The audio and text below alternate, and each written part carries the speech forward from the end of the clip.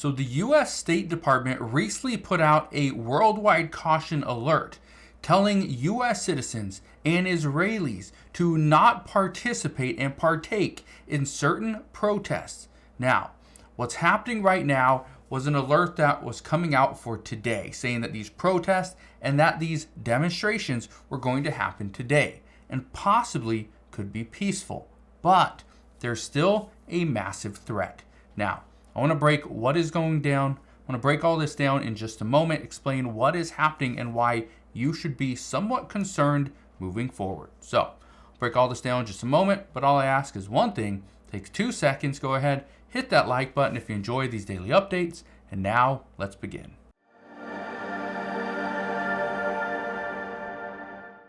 So here we go. This is what was shown the other day from the U.S. State Department. It says alert, worldwide caution.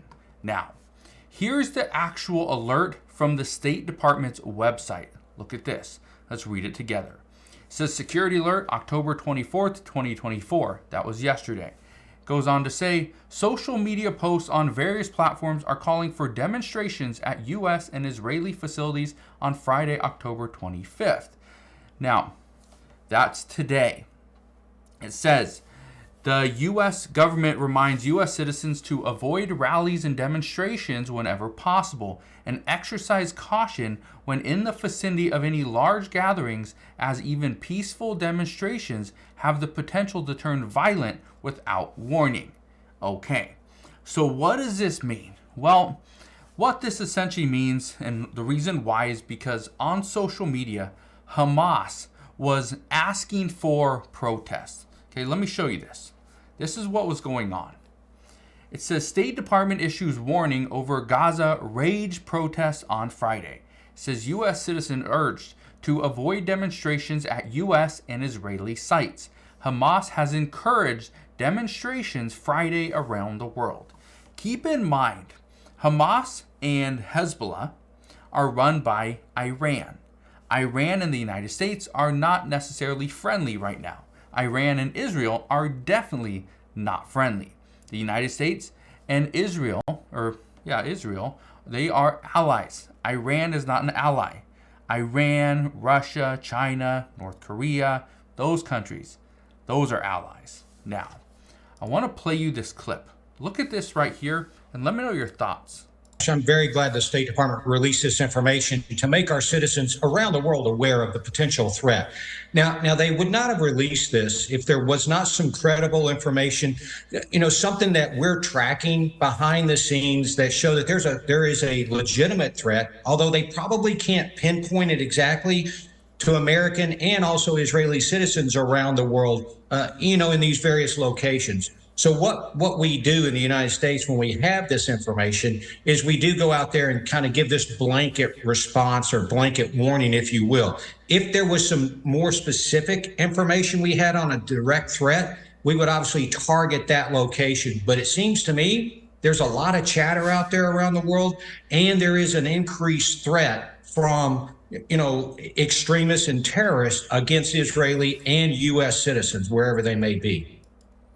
Okay, so like he just said, that from the State Department was a blanket response because, for one, they don't want to go and alarm anybody. Let's say they know an attack is going to happen on one specific point in Israel or somewhere around the world. The State Department isn't going to come out and say, nope, do not go to this place. It's going to create panic. Now, if they have extremely credible sources that say that, no, it's going to happen at this time, at this location, then yes, they owe it to the citizens of the United States or whatever country to let them know, do not go into this area at this time because this threat is potentially going to occur. Now, this is where experts have been saying for months that sometime between 1 month before the election, so we still got another week and a half, and then 1 month after the U.S. election, there will be some type of black swan event. This could be it.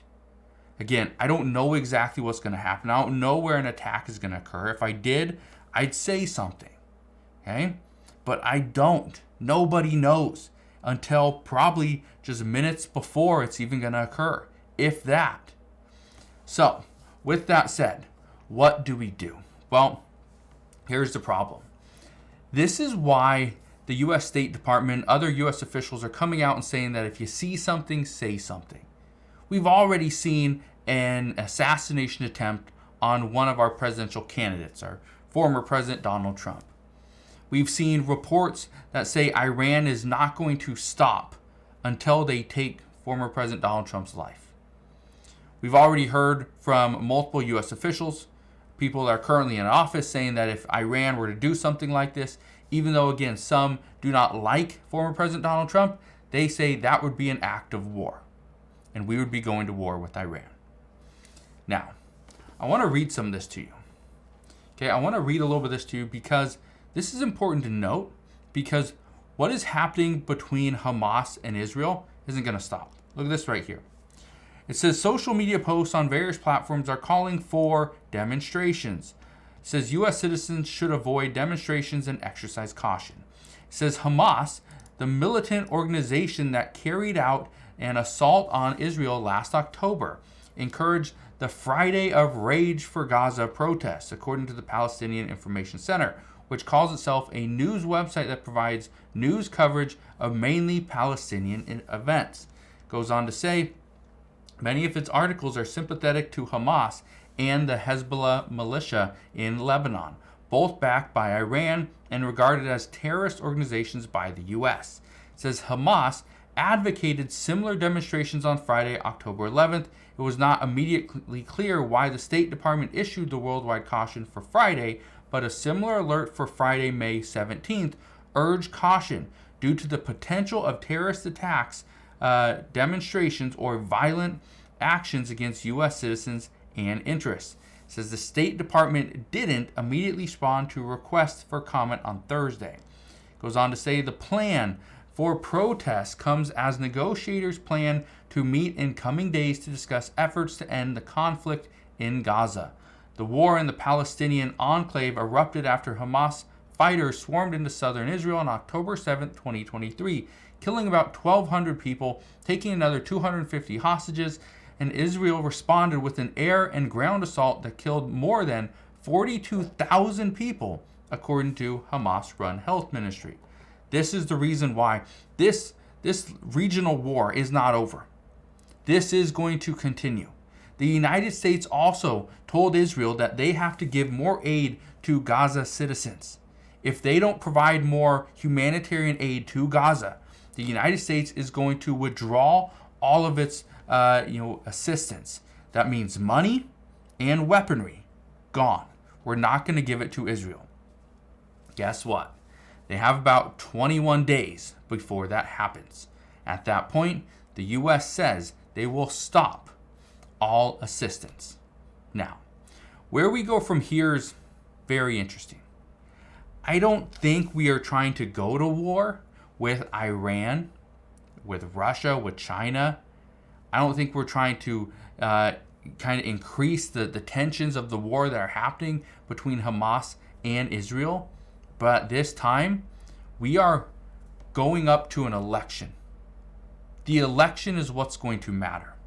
Okay? Many countries, they want Vice President Kamala Harris to be our next president. Others want former President Donald Trump. So they could easily intervene into the election. But we just don't know yet. Now, I want to show you this. Look at this right here. It says where millions of Americans have cast ballots during early voting. Now, why are Americans casting early ballots? Well, for multiple reasons, but one, according to experts, they're saying the reason why people are going around and voting early, okay, in a lot of the states, is simple. They are worried something is going to happen in the days leading up to the election, which would then cause them not to be able to vote.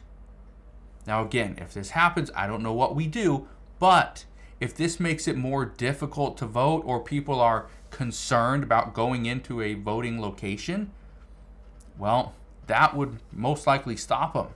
I know if I'm worried that somebody's going to be outside of a voting booth, right, threatening the lives of the people that are voting, I wouldn't want to go there.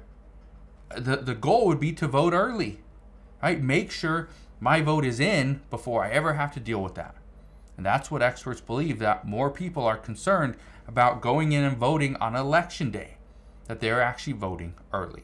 So we'll see what happens moving forward, but that is what we know as of today. So the one thing that I do ask is make sure you are staying vigilant and make sure you are staying safe. So again, thank you guys for watching. Consider subscribing, and I'll see you guys on the next one.